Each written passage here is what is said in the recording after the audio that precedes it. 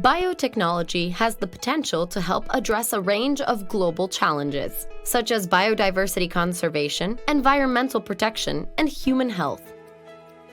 For instance, biotechnology products such as living modified organisms, LMOs, or genetically modified organisms, GMOs, or transgenic organisms, can help limit the exploitation of natural resources, whilst increasing the sustainable development of agriculture and food industry. The adoption of living modified organisms in agriculture can lead to the improvement of the quality of lives of farmers, the increasing of their markets and profits, and to alleviating unwanted impacts on the environment. However, their use has also generated huge public debates. Concerns have been raised about potential adverse impacts of biotechnology on biological diversity and human health.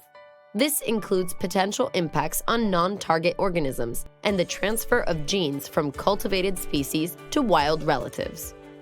The majority of governments therefore regulate the safe handling, transfer, and use of LMOs at both the national and international levels.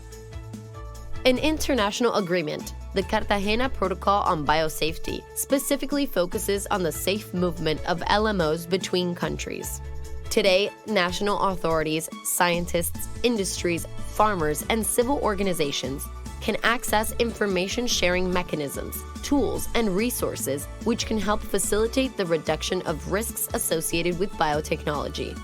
Do you want to know how? Let's follow the journeys of Luisa and Bermet as they go about their work in biosafety.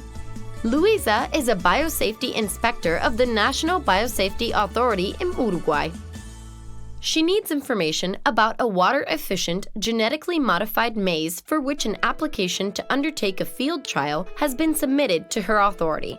She goes to a specific source and finds a risk assessment by the Kenyan authorities done on a similar maize under water stress conditions. She downloads the document and finds the contact details of the Kenyan Competent National Authority to ask them for further technical information.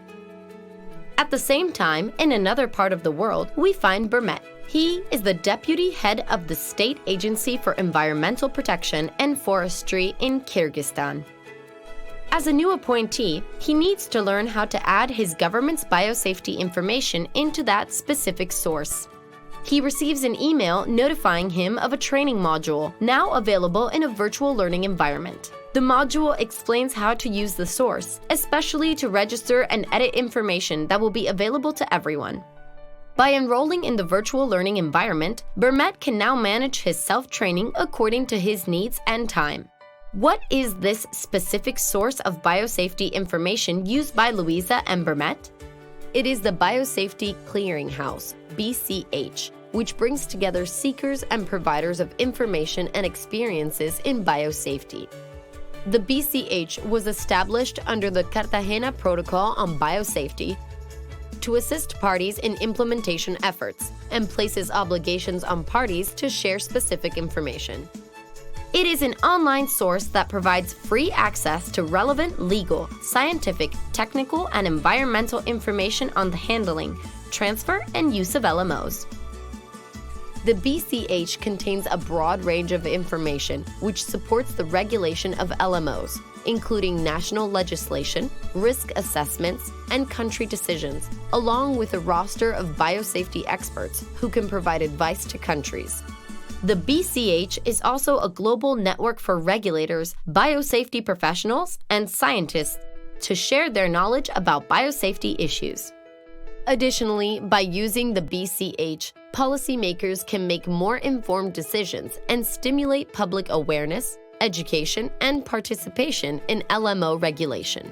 Let's become more involved in the world of biosafety. Take your own journey into the BCH and make sure to add your experience with everyone by sharing biosafety.